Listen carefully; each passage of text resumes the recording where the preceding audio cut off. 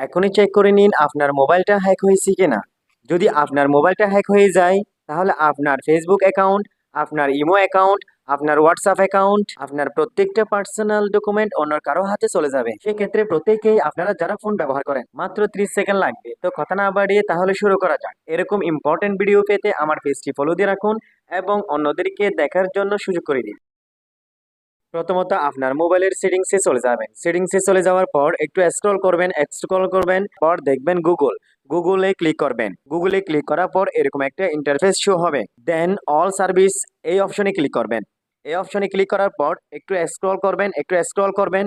Scroll করার পর এই যে দেখেন পেজ কি লিংক ডিভাইস, আমরা কি করব এই অপশনে ক্লিক করব।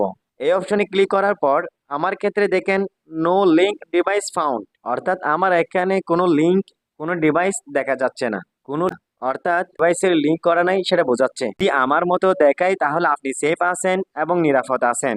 যদি দেখতে পান কোনো আননোন ডিভাইসের নাম যদি দেখেন সেক্ষেত্রে আপনি বুঝে নেবেন ওই ডিভাইসে আপনার ফোনে সমস্ত কিছু হ্যাক করা হয়েছে। আপনার ফোনে যা যা কিছু আছে সব ও কন্ট্রোল